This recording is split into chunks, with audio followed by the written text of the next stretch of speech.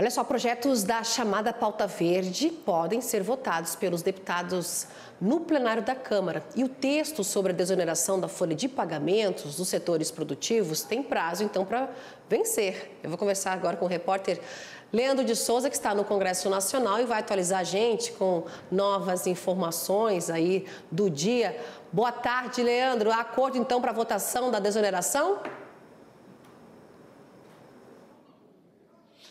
Oi, Simone, boa tarde para você, boa tarde para todos que estão conosco. Olha, Simone, ainda não foi fechado o acordo. Neste momento, os líderes partidários estão reunidos na residência oficial da presidência da Câmara dos Deputados, junto com o presidente da Casa, o deputado Arthur Lira, tentando encontrar uma solução para a votação do projeto que trata da reoneração da folha de pagamentos dos 17 setores da economia. Para você lembrar, esta desoneração ela tem validade desde 2011. No ano passado houve a renovação deste benefício para os setores que mais empregam aqui no Brasil. E esse benefício, durante a votação do projeto no ano passado, acabou sendo estendido para as prefeituras com até 156 mil habitantes.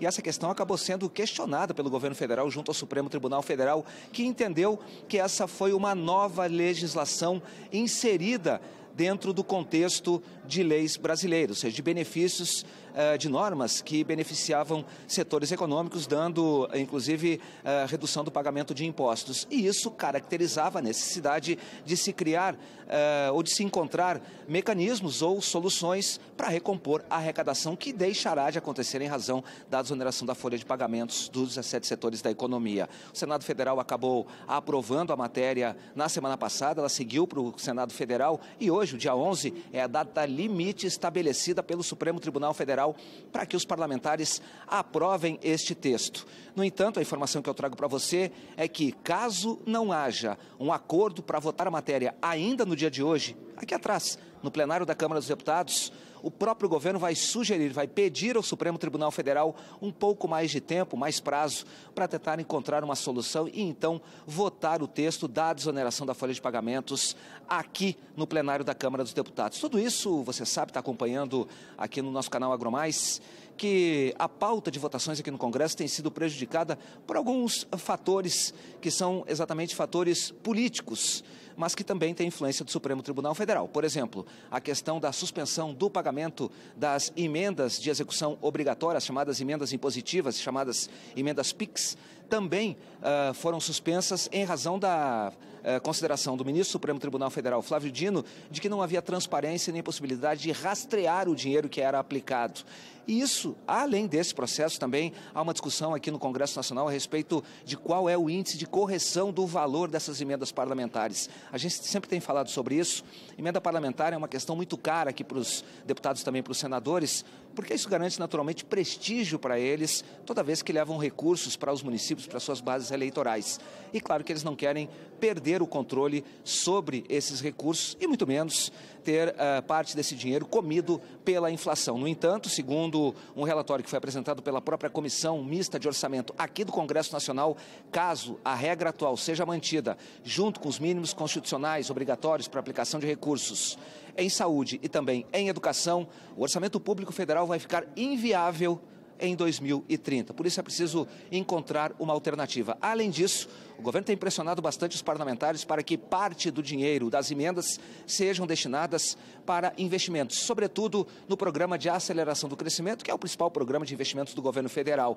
E, naturalmente, isso impõe muitas resistências, principalmente daqueles deputados e senadores que integram a oposição, porque o dinheiro, claro, ele se reverteria em visibilidade para o governo federal. Por isso, todo esse impasse ainda gerado, os líderes estão reunidos e a gente fica aguardando aí o final dessa reunião para entender se a matéria vem para votação aqui no plenário ou se, de fato, o governo vai pedir um pouco mais de prazo e se o Supremo, de fato, vai considerar o maior prazo sem reonerar a folha de pagamentos de uma maneira abrupta, ou seja, 100% como ela vinha sendo cobrada sobre esses setores da economia que mais empregam e também as prefeituras que tiveram os benefícios estendidos a elas. Eu volto com você aí no estúdio, Simone. Tá certo, Leandro. Vamos aguardar, então, se o governo vai fazer esse pedido, né? Prazo dado pelo Supremo Tribunal Federal hoje, 11 de setembro. Vamos ver se vai ter esse pedido e se o Supremo também, se chegar esse pedido, né? Ele vai estender esse prazo, né, Leandro? Outro assunto que eu queria conversar com você é que você trouxesse mais informações pra gente. Ontem à noite foi aprovada a urgência, não é, Leandro, para votar a proposta sobre a produção de bioinsumos. Além disso, as mudanças feitas pelos senadores no projeto dos combustíveis do futuro, né?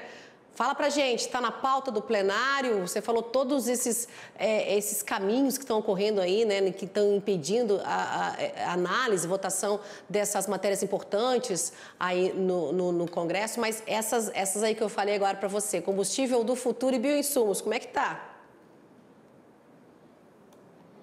Olha, Simone, as matérias estão listadas no ponto número 1 e ponto número 3 da pauta da Câmara dos Deputados. Ainda que tenha sido aprovada a urgência para a votação do projeto que trata dos bioinsumos, é muito pouco provável que ele seja apreciado pelos parlamentares, porque a intenção da própria Frente Parlamentar da Agropecuária, o que foi confirmado, inclusive, pela liderança do governo, é de que esse texto ele seja avaliado no plenário na primeira quinzena de outubro, ou seja, logo após o primeiro turno das eleições municipais. Esse que trata dos combustíveis, que trata, desculpa, dos bioinsumos. Agora, tem uma questão aqui que é bastante complicada e que pode embolar o meio de campo aqui. O que acontece? O Senado aprovou o projeto dos bioinsumos e enviou a matéria aqui para a Câmara dos Deputados. Só que existe um outro projeto do deputado Zé Vitor que também trata do mesmo tema e este projeto é que foi levado ao plenário da Câmara dos Deputados. Não foi o projeto aprovado no Senado Federal. O que significa dizer que aprovado ou votado aqui na Câmara dos Deputados, posteriormente ele segue para uma avaliação do Senado Federal. Se o texto do senador Jacques Wagner, que é o autor do projeto aprovado no Senado Federal, ele tivesse sido colocado em votação, esse texto, caso modificado na Câmara, voltaria para uma revisão dos senadores e, posteriormente, ele seguiria para a sanção do presidente da República. No entanto, como a matéria que foi trazida ao plenário da Câmara dos Deputados é matéria originária da Câmara, o que deve acontecer é que, depois de aprovado o texto aqui na Câmara, ele segue para o Senado.